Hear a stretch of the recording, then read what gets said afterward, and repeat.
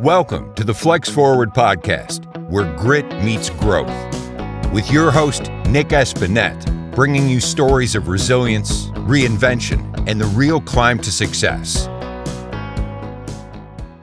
All right, everyone. Welcome to the Flex Forward podcast. Today, we're joined by Chris Persaud. Chris is he's the lead emerging technologies at Maximus, and I'll let him give you a little more information about that. He's also created an app that I think he said he's still working on the name for. So, Chris, welcome to the Flex Forward podcast. So glad to have you.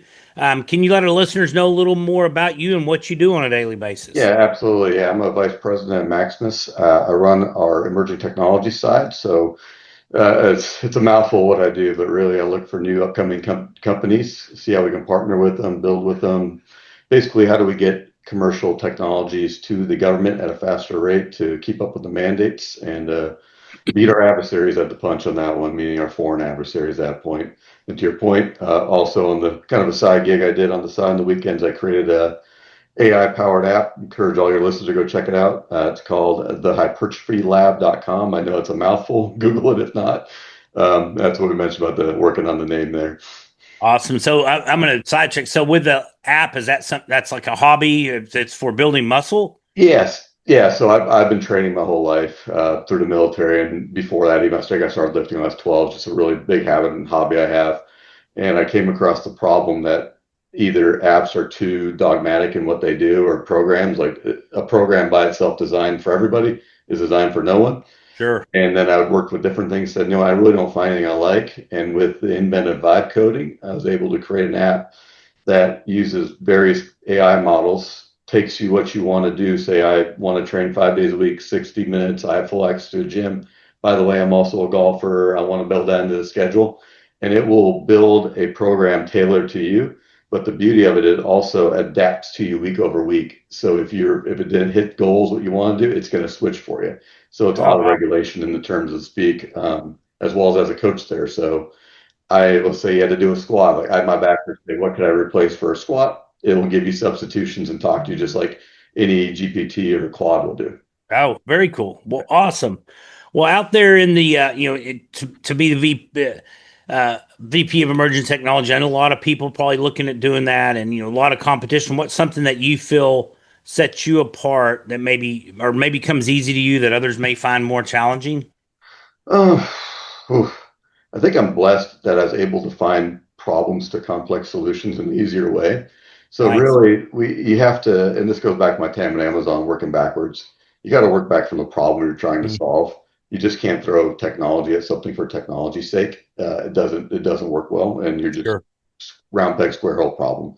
So basically, I go down, find the customer problem or the problem that they not know they have, and say, hey, what if we solved it in this unique way with this unique partner, and bring them together? Maybe something we build together. It's really just trying to find that. A lot of people I've noticed are sometimes afraid to think outside the box. Sure. And that's really what you have to do in this role is get outside of it and get out of comfort zone, because you're going to fail a lot. And it's just the nature of it. You may get, I kind of use the BC mantra of, out of 10 partners, if I get one, that's great. I did pretty well. Right now I'm batting about 30%. So that's nice. In my world, that's good. And yeah, that's really what I look for. So I was again lucky enough to have great mentors that kind of coached me technically. So I'm enough to be dangerous in the world. So I'm able to transition my business mindset that I have into the tech and marry those two gaps. Very nice. Well, it's that problem solving. You said something, also not being afraid to fail. And, I hear that often with some of the people we have on the Flex Forward podcast is, it's okay to fail, but you got to learn from it. I've said this before. I heard this on somebody else's, but it's like, if you fail, it's not a loss. It's not an L for loss. It's an L for learning. So, and if you approach it that way, because if you go through life keeping right down the middle lane, not trying anything, you're probably less likely to fail, or going to fail fewer times, but you're not going to grow much. So no, absolutely. I'll use the app example since it's so new territory to me. I've never really done it. Likelihood of success, maybe not. I don't know what that is. Done a lot of research using AI to help. And you know what? Even if it doesn't go anywhere, I create something that I like for myself. So sure. I got rid of the subscription models myself, but also amount of knowledge you gain just from, oh, that didn't work. In my world, how's a software engineering work? I've gone through 60 iterations. So I'm just Wow. like, it's just going through, oh, there's a bug. There's a bug. So you just learn so much, to your point, that Sure. the next one becomes a lot easier and a lot easier and a lot easier to just learn from Well, that iterations. Yeah, and that's a good life lesson with anything. It's you're gonna if you try something that doesn't work out, you learn you're going to be a little better the next time. Yeah. And just like your weight training or whatever you're wanting to do, you're kind of breaking down the muscles to of failure and building them back up, and they're learning that strength. Absolutely. I mean, I'm a golfer by trade, played that my whole life, very competitive with it. And I remember growing up, it took about 30 tournaments before I got my first win, just because you're so uncomfortable. It's a new situation. Sure. And after you get your first one, somewhat of visual, like, oh, this is easy. I know how to do it. I've been here. I've been here. And it just keeps reiterating, kind of almost like the Phil Mickelsons of majors.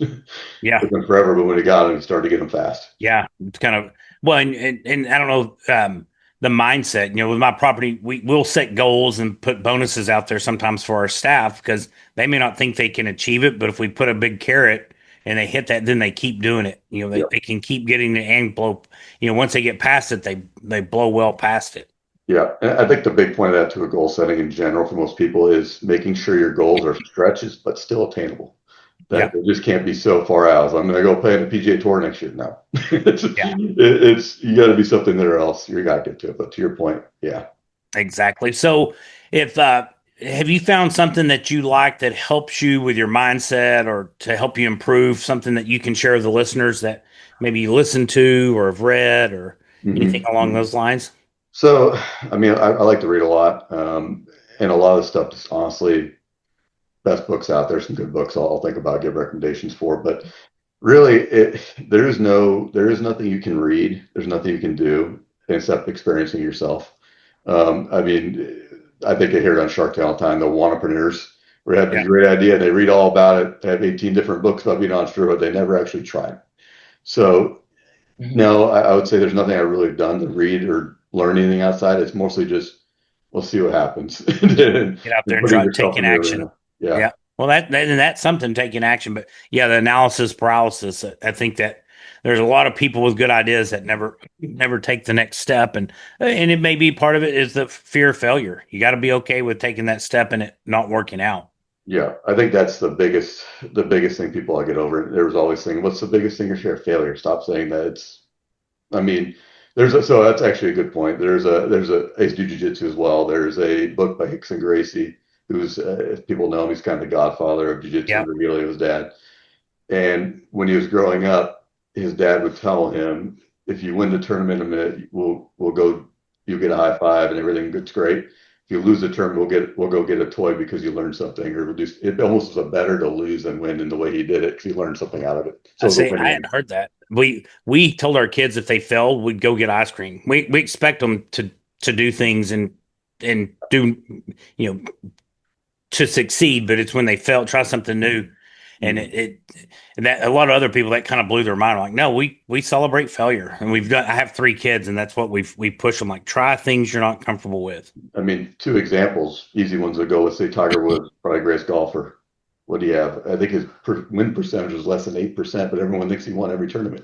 Yeah. Same thing. If you bat 300 in the MLB, you're going to be a Hall of Famer.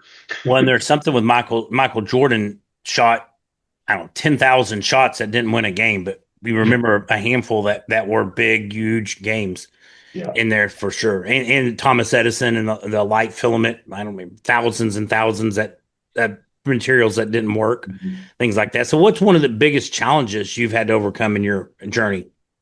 Honestly, so I'll back up a little bit. So I started out, I grew up playing golf, did pretty well on that, went to college. After that, was in the military for 6 years.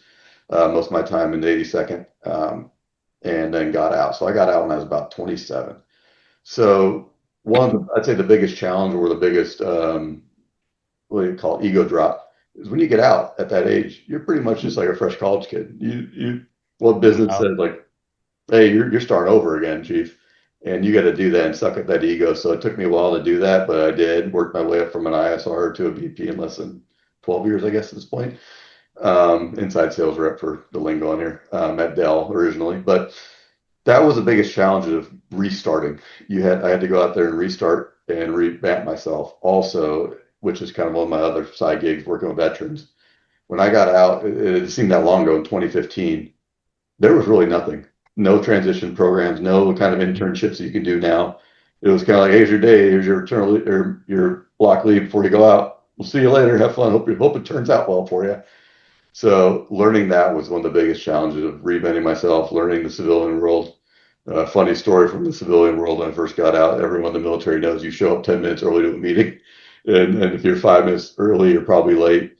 I had an 8 o'clock meeting with one of our regional sales managers for Central Texas at commercial real estate company, CBRE. I'm sure you're familiar with it. Yep. And I'm sitting there at 7:55 waiting for everyone to show up. The main guy shows up at 8. And all the other meetings walk in like 8:05, 8:10. He's not yelling at him. I was like, why aren't you guys getting yelled at? Yeah. It's just a different mentality. Yeah, no, for sure. Well, and you kind of set that too. I think if what the leader's doing it, but yeah, it's funny because my third daughter is naturally she wants to be early like this. She's got these workout things in the morning. She's not driving yet, and we've been dropping her off, and we got there, but she didn't want to go in until anybody else is there. So this morning she's like, Dad, we need to leave. I'm like, it's 10 minutes earlier than we left last time. And I had to sit and wait for you for 5 minutes. Like, I appreciate you, but I've got things to do too. So we need to get your timing a little better. Yep. But she's naturally kind of I want to be there before anything else starts. So, well, it sounds like things are going well and, having some success, and a lot of either entrepreneurs or executives, if they start having more success, start thinking about potentially other sources of income. You're creating the app that could, or other investments that may bring money in that you necessarily don't have to necessarily work for. Have you ever considered any outside or alternative investments that or are you involved in any now? Yeah, so the biggest one that took most of my time, it's not really an investment. It's an investment in myself, and hopefully becomes a revenue-driven activity on me doing it. Kind of mailbox money was the app. That was done just as, if it works, great. If not, $20 a month, who cares? Sure. That's one of them. Really, the biggest things. I'm the primary breadwinner, and I need to make sure we have it. So I made sure most of my money, especially starting later in life, was into going to work and making sure I could promote myself fast enough, because that was the fastest ROI you could make, was moving up in the world. Sure. I think there's a big misconception, and it's good. I think entrepreneurship is great, but it's not the end all be all. I mean, some of the best entrepreneurs, biz owners, won't make a fraction of what some people in corporate world will make. But at the time, the flip side, they're their own boss, which I get, and both sides. So to your answer, getting into it now, I do a lot more on the side with stocks on the side. I have that, just like everyone should. I have that automated where I only see the money when it goes out. 10% of a check goes out. I don't see it, plus the 401 match. Highly recommend anyone who has the ability to do that. I'm not over eagerly to trade myself, so I have a fiduciary do that for me. But I just don't have the time to actually look and study like some people do. Sure. Not big into crypto. Nothing against crypto. I think it has it, but my fear is, knowing what I know about the government, is when they can't control something, they're going to find a way to control it if it becomes too powerful, and we lose everything. But that's just my conspiracy theory on it. I don't know enough about crypto to say yes or no to it. Good. Yeah. And it's good to have some different things. And, that, like you said, with the app, if this one doesn't work out, you've learned a lot, and I bet there'll be another successful one down the road. So as for wrapping up the interview, do you have any exciting plans or initiatives in the next 6 to 12 months? 6 to 12 months. What are we doing? So we just moved to Texas, or Prosper, Texas, up north. Okay. Great place. So that's our new thing, we bought a new house, so we moving in here. That's exciting. Basically, like I said, my job, I build a new business unit pretty much, and that has been devouring my time. I'm anxious to see, we're about the little over a year mark we get started, so we're starting to see from fruition from that work. So those are really excited to see how that goes out and goes from there. But really just kind of keeping on with what we're doing here, and keep moving forward. Awesome. Good stuff. So Chris, thank you so much for joining us today and sharing tips and tricks with our listeners. If people would like to get in touch with you, what's the best way for them to do that? Yeah, absolutely. Please reach out to me on LinkedIn. Chris Persaud, I think it's --Chris Persaud, just my full name on there. If not, please drop me an email on there as well. It's on the LinkedIn profile. Happy to chat. Always happy to talk to, especially veterans or anyone who needs mentorship. That's my hobby. I love helping people out. Awesome. What a blessing. I bet you really are a treat and really helpful to a lot of people. Well, thank you. And thanks everyone for listening. Be sure to like and share this episode and pass it along. And Chris, thank you so much. It's been great getting to visit with you and hear more about what you do. Yeah, thank you. Thanks for listening to the Flex Forward podcast. If you've got grit, growth, and a great story, visit flexforwardpodcast.com/guest to apply and join us on the show.